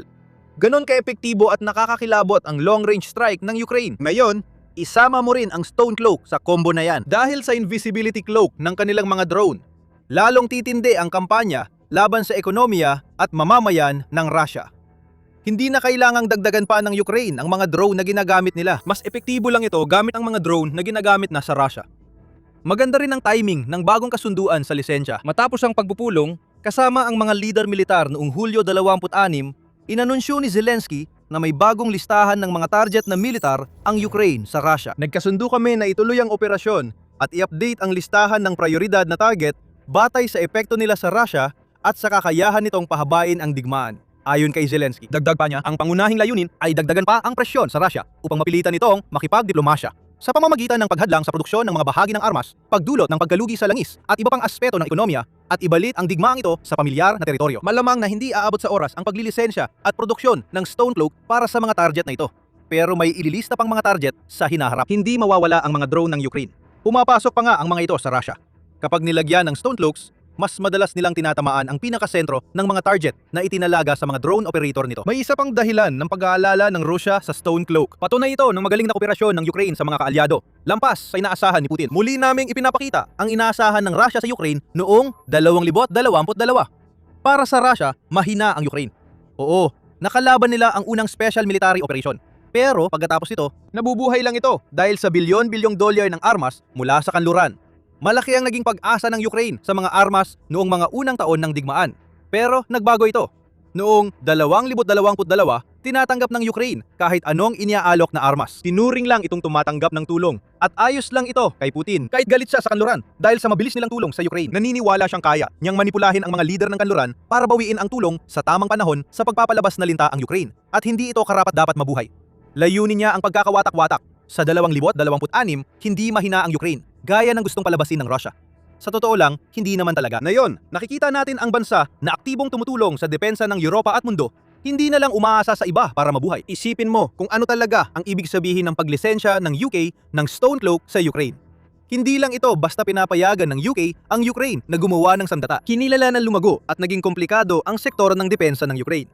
Kaya't mapagkakatiwalaan na silang gumawa ng makabagong kagamitan na dinevelop ng militar ng UK. Ipinapakita nito ang pag-angat ng Ukraine bilang makapangyarihan sa depensa. Mula $1 bilyong noong simula ng pananakop, umabot na sa kapasidad na higit $55 bilyong ang sektor ng depensa ng Ukraine.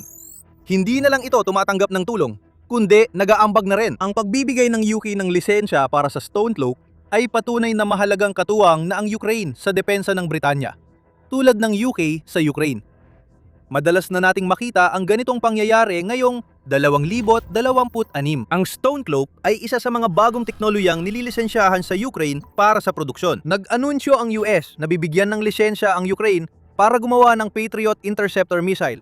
Kaya isa sa pinaka-advanced na air defense missile sa mundo ay gagawin na sa Ukraine. Iniulat ng Defense Express noong Hulyo 23 na ang Raytheon, gumagawa ng Patriot missiles, ay nakikipagnegosasyon sa Ukraine ukol sa lisensya. Nagbigay rin ng France ng lisensya para sa ilang sandata sa Ukraine noong unang bahagi ng Hulyo na nagbibigay pahintulot sa Ukraine na gumawa ng sarili nitong Aster 30 air defense missiles, Asam Asmama bomber kits. at Scalp cruise missiles. Ipinapakita ng mga kasunduang ito at ng Stone Cloak Agreement na mahalaga ang Ukraine sa depensa ng Europa, na kinikilala ng UK at nakikita ang halaga ng pagpapagawa ng German nito sa Ukraine. Dahil kayang subukan ng Ukraine ang kagamitan sa paraang hindi magagawa ng ibang bansa. At kaya rin itong gawin ito ng maaasahan hanggang sa punto na maaaring ang Ukraine na mismo ang gagawa ng Stone Cloaks para sa UK kapag natapos na ang digmaan. Tinawag ng Atlantic Council ang Ukraine na kalasag ng Europa dahil ito ang humaharap sa Russia na kinikilalang kalaban ng buong Europa. Habang inilalatag ng Ukraine ang huwaran, nabibigyan ng oras ang mga kaalyado nito na maghanda. Tungkol naman kay Putin, ang kasunduan sa Stone Cloak ay patunay na bigo ang pagtatangkang paghiwalayin at takutin ang mga kaalyado ng Ukraine. Ayon kay Burnham, sa pag-anunsyo ng kasunduan, patuloy pa ring susubukan ng Russia na maghasik ng pagkakabaha-bahagi. Pinalakas pa nito ang lihim na digmaan sa likod ng mga pangyayari bilang panibagong pagsubok na pigilan ang tuloy-tuloy na suporta para sa Ukraine. Naitala ang mga sabotahe sa teritoryo ng mga kaalyado, pati mga paglusob ng drone at operasyon malapit sa mga kable sa ilalim ng dagat. Mga kampanya ng maling impormasyon at paggamit ng migrasyon bilang sandata ay layuning takutin ang mga bansang tulad ng UK hanggang sa punto na tumigil sila sa paggawa ng mga bagay tulad ng pagbibigay ng lisensya sa Ukraine para gumawa ng kagamitang nagpapahina sa Russia at nagpapalakas sa Ukraine. Hindi ito gumagana. Alam ng mga kaalyado ng Ukraine na desperado si Putin sa kanyang mga ginagawa. Ang sandatang estilong Harry Potter ng UK ang pinakabagong dumating sa Ukraine. Sa kabila ng pananakot ng Russia, hindi pa ito ang huli. Ang Stone Cloak ay madadagdag sa mRNA sandatang gawa ng Ukraine para ibalik ang Russia sa panahon ng bato. Ayon sa propaganda ng Russia, ang digmaan sa Ukraine ay eksaktong naayon sa plano. Nagwawala ang mga sundalo ng Russia sa Ukraine. Ayon sa Kremlin, malapit nang bumagsak ang Donbas at bawat drone ng Ukraine patungong Russia ay pinabagsak ng world-class air defense system. Panahon na lang ang hinihintay bago bumagsak ang Ukraine at ilang panahon na lang na raw yon sa loob ng 4.5 taon na. Makikita mo ang ibang realidad kapag sinuri mo ang mga kwento ng Kremlin. Panalo ang Russia, nakagawa sila ng perpektong sundalo at nagkakamit ang mga ito ng malalaking tagumpay. Pero may problema. Walang totoo sa mga iyon. Peke lang ang nagwawaging hukbo ng Russia. Nagsisinungaling si Putin sa inyo at sa sarili niyang mga tao gamit ang AI. Kung babad ka sa pag-scroll ng military content kamakailan, baka may nakita kang ilang interesanteng video. Kumakalat ang mga clip ng panayam sa mga lalaking nagsasabing sila ay militar ng Poland. Ipinapakita ang mga sundalo na binabatikos ang Ukraine. May mga aligasyon ng mataas na antas ng krimen sa mga refugee na tumakas mula Ukraine at ngayon ay naninirahan sa Poland. Inatake rin ng mga sundalo ang pamahalaan ng Poland, Germany at European Union na may mga pahayag na nagsasabing ang Poland ay malapit ng talikuran ang Ukraine, ang EU at sa totoo lang, lahat ng bagay na pinaglabanan ng bansa para mapabilang simula nang bumagsak ang Soviet Union. Pero wala ni isa dito ang totoo. Pumutok ang balita noong Hulyo 21 dahil bigo ang kanilang hukbo na makakuha ng anumang mahalagang tagumpay sa Ukraine.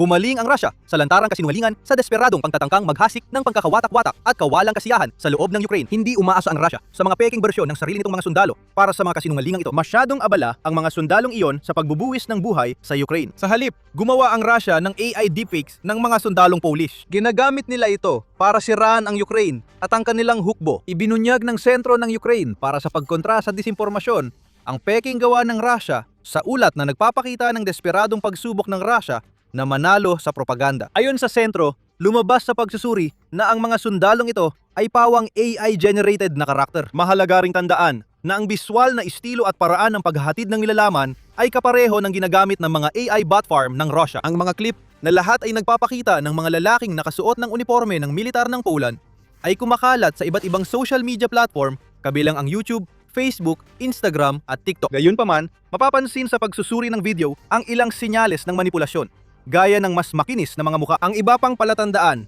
ay nagmumula sa mga salitang ginamit sa mga video. Sinisiyasat din ng NASK State Research Institute ng Poland ang mga video at napansin nilang may ilang alanganing pagkakapahayag sa Polish na nagpapahiwatig na ito ay isinalin mula sa orihinal na tekstong Ruso na isinulat para sa mga pahayag. Mayroon ding mga ligaw na karakter na Cyrillic na isinama sa mga ito. May issue pa sa uniforme. Kahit madaling makahanap ng larawan ng sundalong Polish, mukhang di na nag-abala ang Russia. Ang mga uniforme sa mga clip ay mas kahawig ng militar ng Russia at Belarus, hindi Polish. Umasa ang Russia na hindi mapapansin o alam ng mga tao ang mga palatandaan, kaya nagiging epektibo ito. Isang YouTube channel pa lang ang nag-upload ng halos 50 clip na ito. At ang pinakapinapanood ay may 300,000 views ayon sa Polski Radio. Meron pang ibang video, kabilang ang isang video ang ginawa noon pang Oktubre na nagpapakitang di umano'y sundalong Polish na nananawagan sakupin ang Lviv, Ukraine. Madaling napatunayang peke dahil sa malinaw na watermark ng AI model Vio sa video. Maruming pakana ito ng Rusya, tusong-tuso.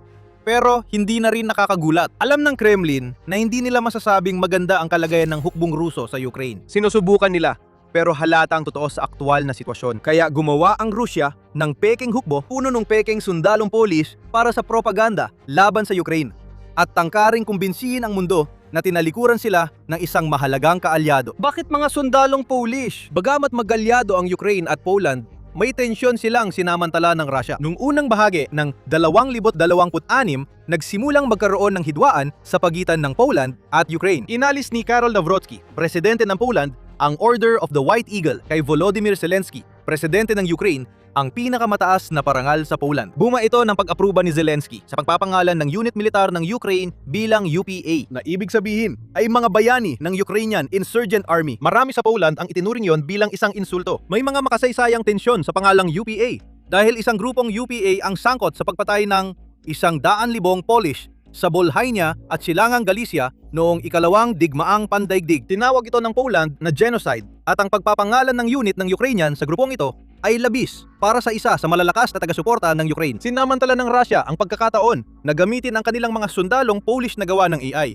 upang banggitin ito sa maraming mga video clip na lumitaw sa social media. Sa kabila ng alitan, magkaalyado pa rin ang Poland at Ukraine. Noong Hunyo 25, iniulat ng BBC na nanawagan si Punong Ministro Donald Tusk ng Poland ng katotohanan at paggalang sa isa't isa Ukraine Recovery Conference sa Gdansk. Ngunit may tensyon pa rin. Hindi dumalo si Zelensky at si Punong Ministro Julius Vierdenko ang ipinadala niya. Sinabi ni Zelensky na bukas pa rin ang Ukraine sa anumang makabuluhang pakikipag-ugnayan sa Poland upang maiwasan ang magkakasalungat na interpretasyon ng mahihirap at masasakit na yugto ng ating pinagsasaluhang nakaraan. Nagpasalamat din siya sa mamamayang Polish sa suporta at pakikipagtulungan. Ang mga propagandista ng Russia ay parang mga gamu-gamu sa apoy nang makita nila ang lahat ng ito. At simula noon ay binabahan nila ang internet sa pagtatangkang lumika ng mas maraming pagkakabaha-bahagi. Akala ng Kremlin na napakatuso nila rito. Kahit halatang peke ang video, naapektuhan pa rin ng iba dahil hindi na nila tinatanong kung totoo ito.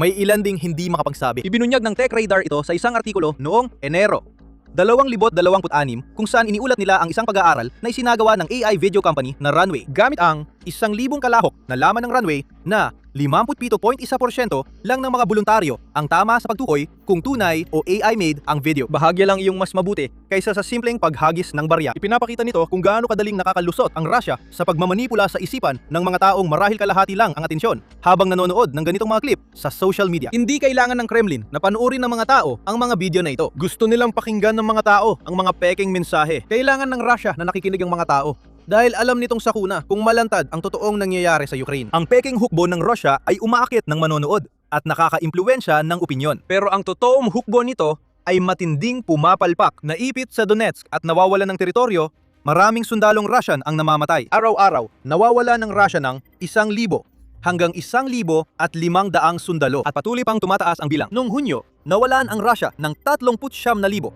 470 tropa. At ayon sa Al Jazeera, hirap silang punan nito dahil 24,000 hanggang 30,000 kontraktual na sundalo lang ang nakukuha nila kada buwan. Ito ang katotohanan ng ayaw ipakita ng Rusya. Isang hukbong bigo sa Ukraine at kamatayan sa hindi masukat na antas. Gumagawa ang Russia ng peking sundalong Polish na may uniforme ng Russia at Belarus para siraan ang Ukraine, Poland at EU gamit ang wikang halatang isinalin mula sa tekstong Ruso. At lalo pang lumalala ang panlilinlang. Ang nakikikita natin dito ay malayo sa pagiging isang hiwalay na insidente. Kasama ito sa matagal ng kampanya ng disinformasyon ng Rusya para itago ang tunay na sitwasyon sa Ukraine. Hindi lang Polako ang nabibiktima ng deepfake. Naranasan din yon ng mga sundalong Ukranyano. Ganito ang mga bagay na pinag-uusapan namin sa programang ito tungkol sa militar. Binibigyan namin kayo ng kaalaman tungkol sa tunay na nangyayari sa pananakop ng Rusya. Kung nagustuhan ninyo ang inyong nakita at gusto ninyong makakita pa nito, isang pindot lang ang subscription at notification buttons. Bukod sa peking sundalong Polish, gumagawa rin ang Rusya ng mga video na naglalaman ng kalokohan gamit ang AI-generated na sundalong Ukrainian. Iniulat ng Euromaidan Press noong Hulyo 4 na binabahan ng Rusya ang mga feed sa social media ng mga video ng peking sundalong Ukrainian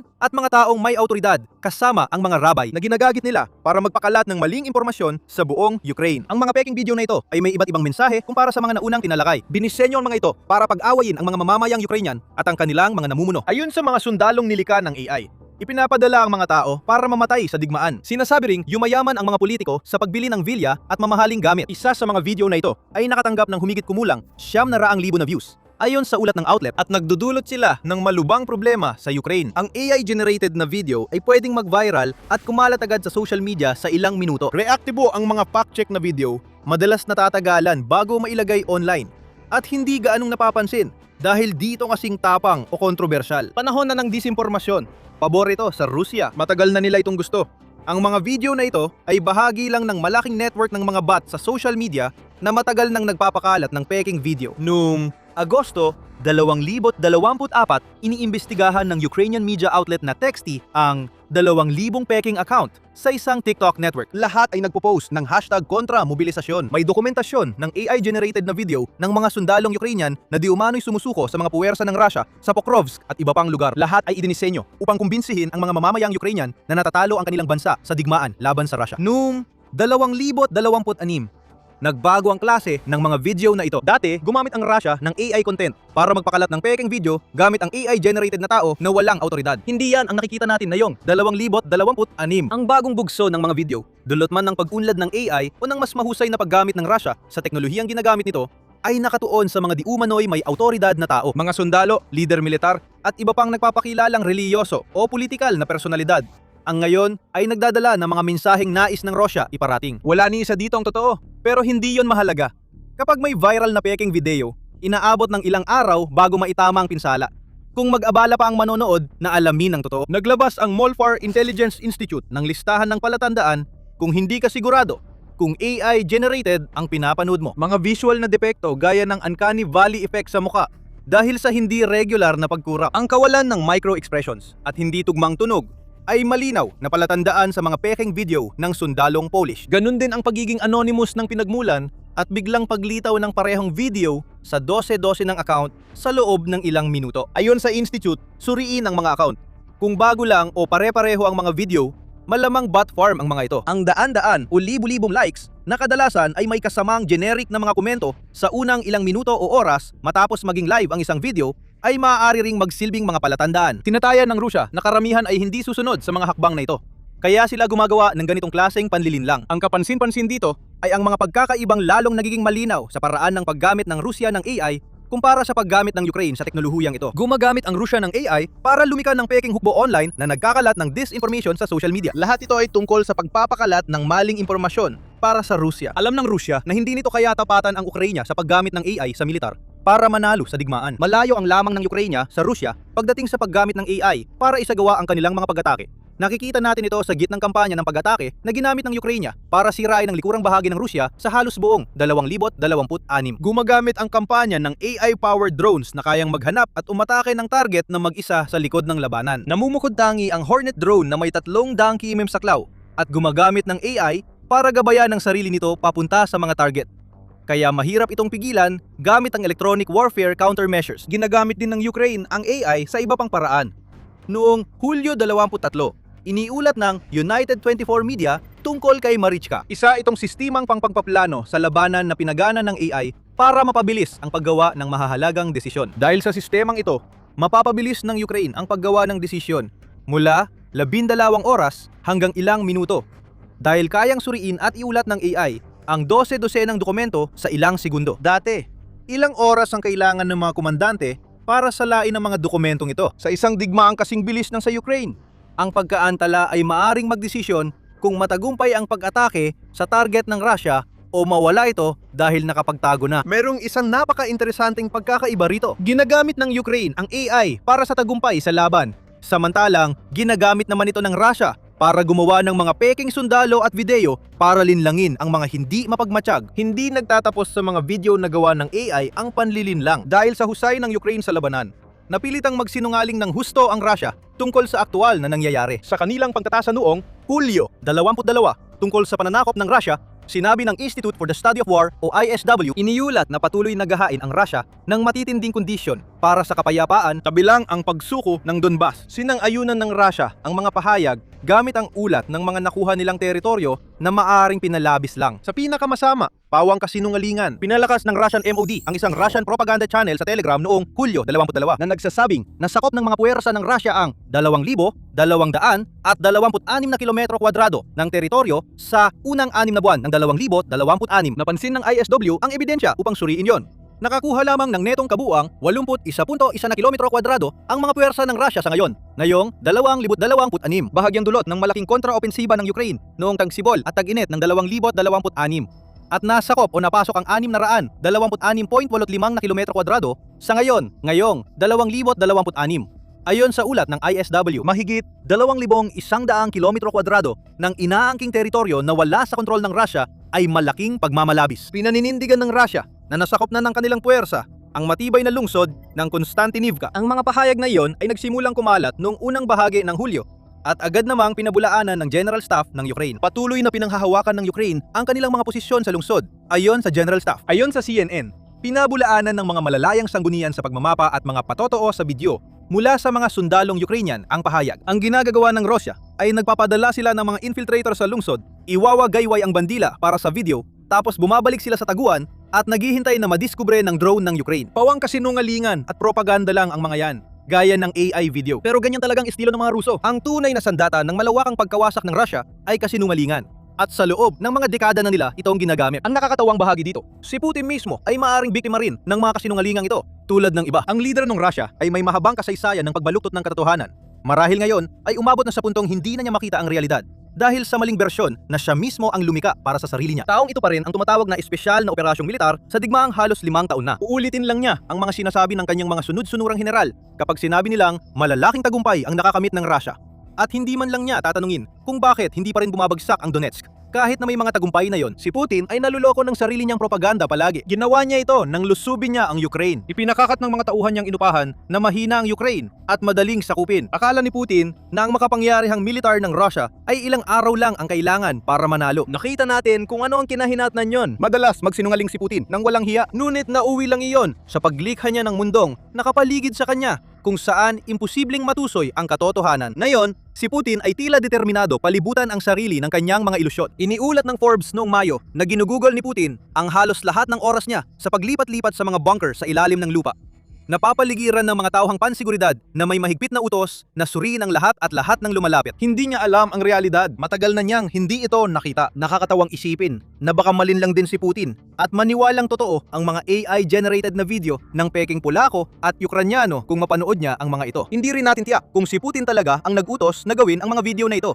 Baka nga wala siyang kaalam-alam na umiiral ang mga ito. Pero kung babalik tayo sa mga video na iyon, malinaw na ebidensya ang mga iyon na patuloy pa ring nagsisinungaling ang Rusya. Pero palatandaan din ang mga ito ng kanilang pagkadesperado. Sinusubukan ng Rusya gumawa ng pantasyang mundo para ilihis ang atensyon sa kapalpakan ng sundalo nila sa Ukraine. Kailangan ng Rusya ng mga maniniwala sa kanilang mensahe dahil mabilis mabubunyag ang kasinungalingan nila kapag pinansin mo ito. Huwag kang magpaloko. Pinamumunuan ang Rusya ng lalaking sinasadyang palibutan ang sarili niya ng mga sunod-sunuran at sinasadya niyang mahiwalay sa realidad. Isa na namang halimbawa ang kumakalat na yon sa social media. Hindi kayang manalo ng Rusya sa Ukraine gamit ang totoong hukbo nito. Ang mga tagumpay nila ngayon ay dahil lang sa hukbong robot at peking sundalo na di totoo. Paano ito bilang patikim ng realidad, Rusya? Malapit nang mawala sa Rusya ang Crimea dahil sa napakagaling na kampanya ng Ukraine para ihiwalay ito, na nagpapakita ng bisa ng AI sa labanan. Hindi lang sa paggawa ng peking video, madalas na itong mangyari. Ang mga drone ng Rusya na ayon sa Kremlin ay para sa Ukraine ay patuloy na pumapasok sa himpapawid ng Romania. Hindi talaga para sa Ukraine ang mga drone na yon. Bahagi ang mga ito ng mga taktika ng pananakot ng Rusya habang sinusubukan ni Putin at ng kanyang mga kasabwat na pilitin ang Romania na bawiin ang suporta nito sa Ukraine. Hindi ito umeepekto. Sawa na ang Romania sa mga laro ng Rusya. Nagulat si Putin nang nagsimulang paputukan ng Romania ang mga drone ng Rusya. Hindi mo akalain ang paglala nito na may epekto sa NATO at Ukraine. Mula Hulyo 24, 3 Russian strike drone ang pinabagsak ng Romania sa loob ng 3 araw. Kasabay ng illegal na pagpasok, pinaigting ng Rusya ang mga pag-atake malapit sa 600 at 14 na kilometer hangganan ng Romania at Ukraine. Sabi ng Rusya, Aksidente lang ang mga pagpasok na ito. Palagi nilang sinasabi yon. Pero kitang-kita ang pattern at malinaw ang tugon ng Romania tungkol sa mga drone sa kanilang himpapawid.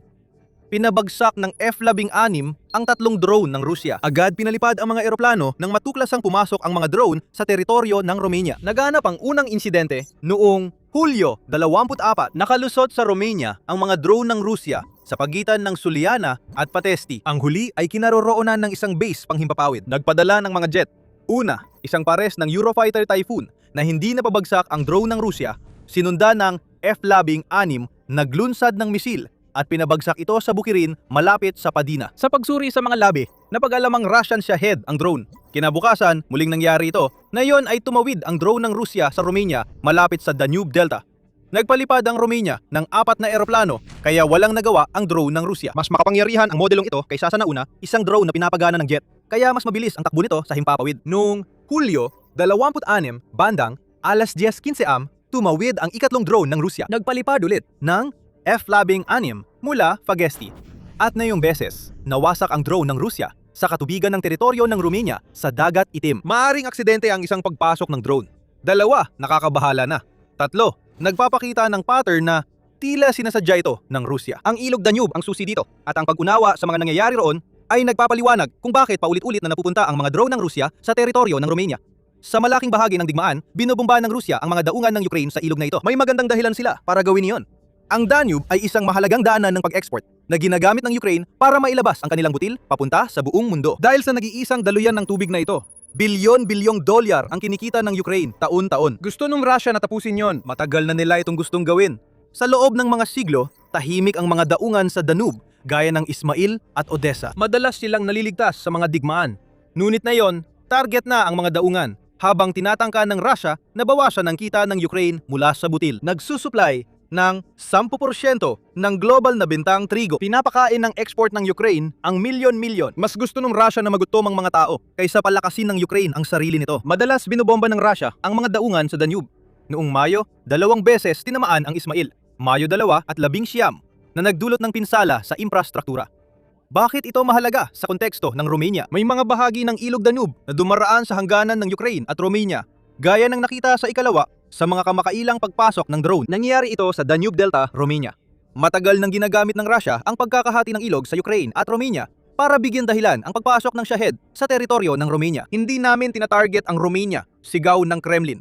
Ukraine ang tinatarget namin. At sa loob ng ilang panahon, maaaring may kaunting kredibilidad ang mga pahayag na ito. Posibleng may electronic warfare system sa lahat ng daungan ng Ukraine sa Danube para iligaw ang mga drone. Posibleng aksidenteng makapasok sa Romania ang mga Russian drone kapag na-jam ang signal nila. Pero may problema. Ang aksidenteng pagkaligaw ay posibleng dahilan ng ilang drone sightings. Pero ayon sa Kyiv Post, umabot na sa ang pinakahuling 3 pagpasok na ito ay mga insidenteng bilang 31, 32 at 33 mula nang magsimula ang digmaan sa Ukraine.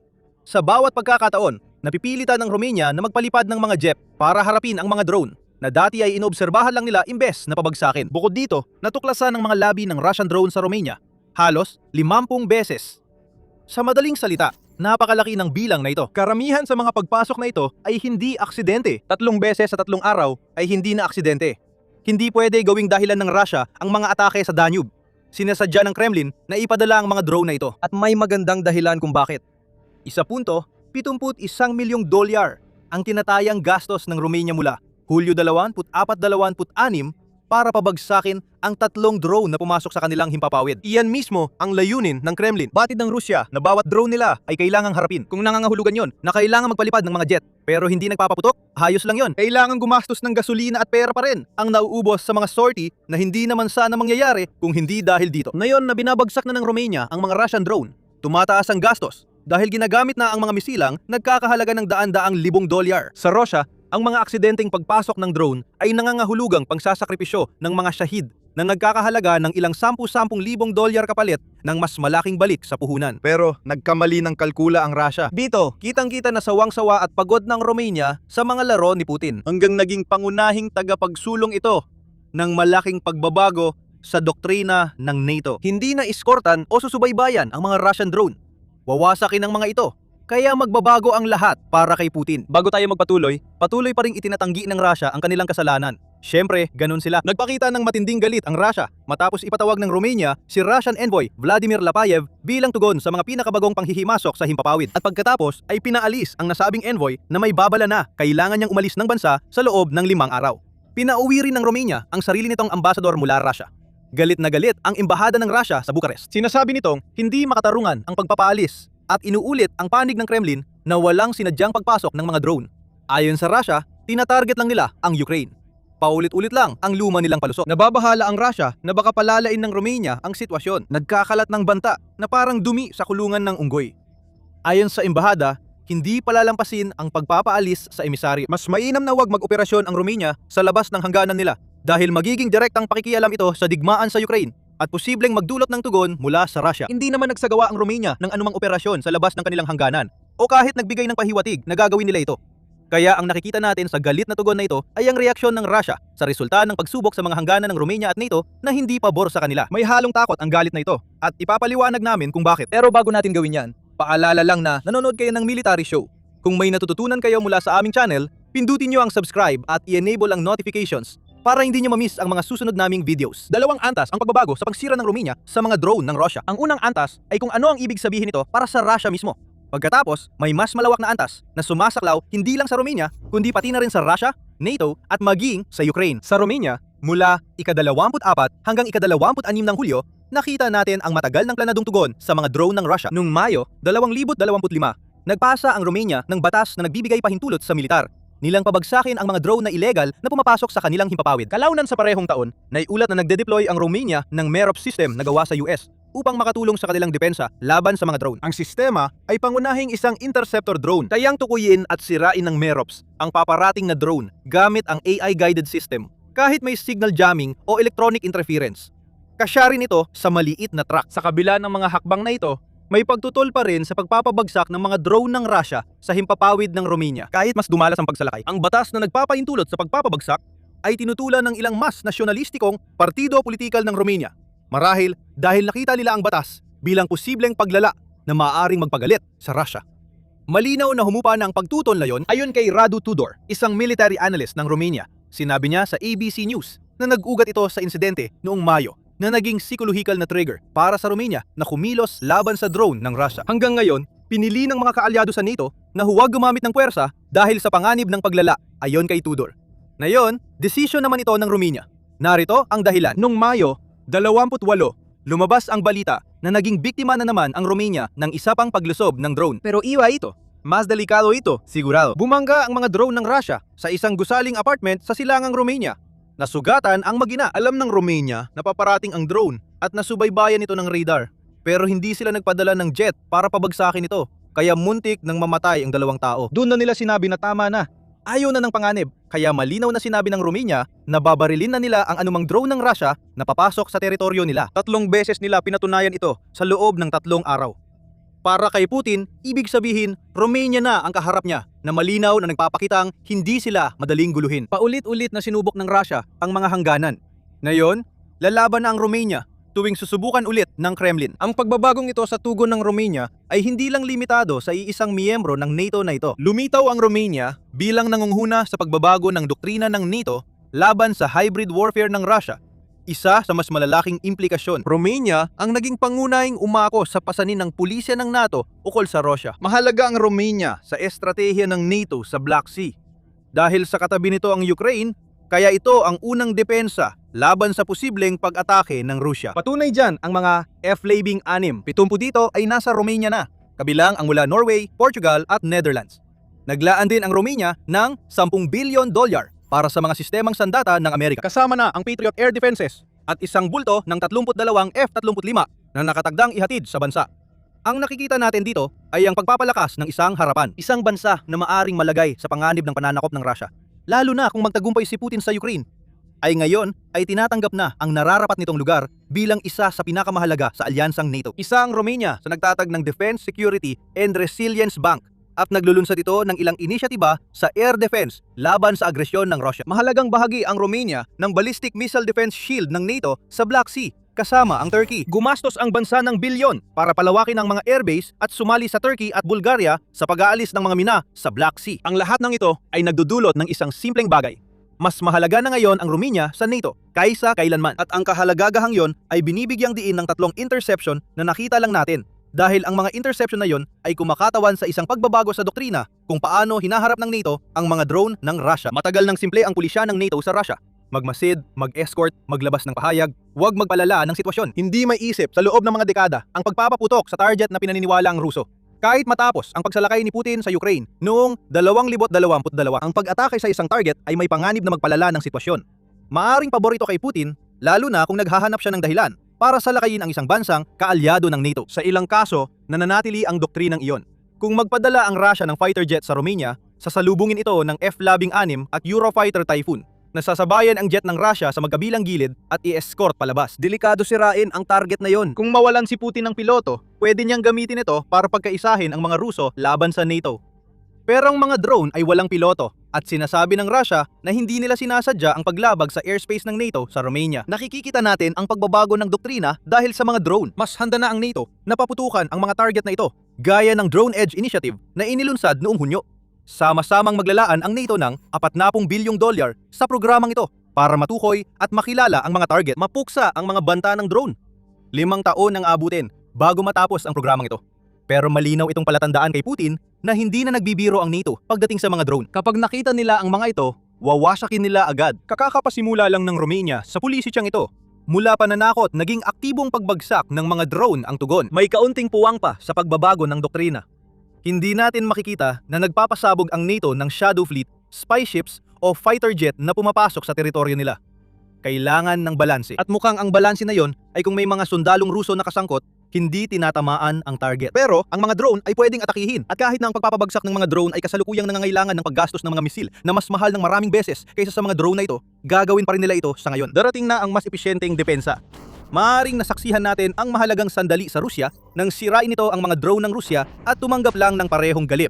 Pero hungkag na mga bantang ilang taon nang ibinabato ng Rusya. Makikita ng Poland, mga bansang Baltiko at Denmark na biktima rin ng paglusob ng Rusya sa himpapawid at muling magkakaroon ng kumpiyansa. Kung nagawa ng Romania, kaya rin nila. Pinatunayan lang ni Putin na hindi siya magpapalala ng sitwasyon dahil lang sa mga drone. Dito papasok ang ikalawang bahagi ng mas malawak na aksyon ng Romania. Matagal nang sinusubok ni Putin ang NATO. Simula pa ng digmaan sa Ukraine. Hindi pa siya nilusob ang isang bansang kasapi ng NATO. Ang mga paglabag sa himpapawid gaya ng sa Romania ay nangyayari sa buong teritoryo ng NATO, kasabay ng marami pang ibang estratehiya sa hybrid warfare, gaya ng sabotahe, cyber attacks, at mga kampanya ng maling impormasyon. Dinagagawa ng Rusya ang mga pag-atake para subukan ang mga limitasyon ng NATO. Gusto nitong subukan ang mga tugon at lumika ng pagkakabaha-bahagi. Gusto ni Putin na magkagulo ang mga lider ng NATO sa pagdedesisyon kung paano harapin ang kilos ng Rusya na nauwi sa walang aksyon. Ang pagkakabaha-bahagi ay lumilika ng kahinaan na maaring samantalahin ng Rusya. Ang bawat hindi tinutugunang pag-atake ay nagsasabing kay Putin na pwede pa niyang palalain ang sitwasyon. Lahat ito ay sinadya. Pati drone na aksidenteng lumilipad sa Romania. Pagkatapos ng ika-24 hanggang ika-26 ng Hulyo, nabangga si Putin sa malaking hadlang sa kanyang estratehiya ng paglala. Alam na ng mga lider ng NATO ang mga plano niya. Nilinaw ni Michal Baranowski, Undersecretary of State ng Poland, ang issue noong Mayo, kaugnay ng insidenteng nadulot ng pinsala sa 2 sibilyang Romanian. Hindi ito pagkakamali, kundi mga provokasyon. Seryoso ito at napakalawak ang saklaw ng paglala na ito ayon sa kanya sa Euronews. Alam din ito ng Romania at Poland at sa naging tugon nito gamit ang mga fighter jet, malinaw nitong sinabi kay Putin na hindi na siya papayagang magpalala pa ng sitwasyon. Darating ang mga tugon.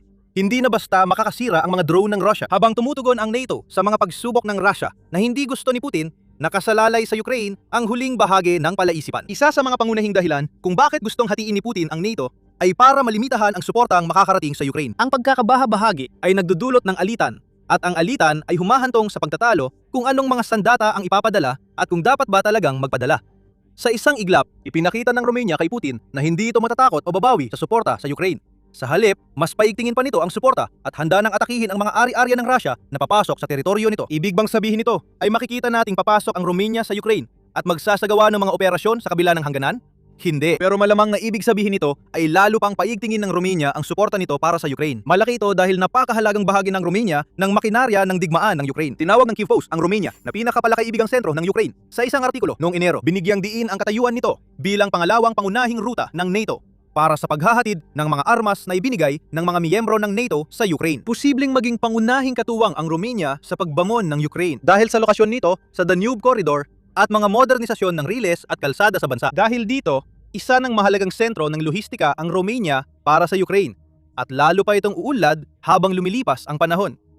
Noong Marso, pumirma ang Romania at Ukraine ng bagong estratehikong kasunduan. Naresolba ang mga dating komplikasyon sa teritoryo at naging matatag na magkaalyado ang dalawang bansa laban sa agresyon ng Russia. Noong Marso, sinabi ni Pangulong Nikos Orasyan ng Romania na suportado ng kanilang bansa ang pagpasok ng Ukraine sa European Union. Isa pang ugnayan sa kanluran na ayaw ni Putin.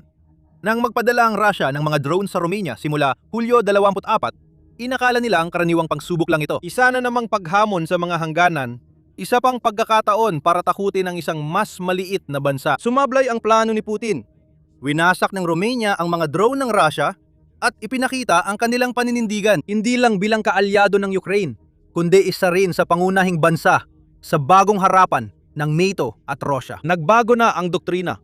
Ang pagmamasid ay naging ganap na pagwasak. Alam na ni Putin na delikado ang bawat hakbang niya laban sa Romania.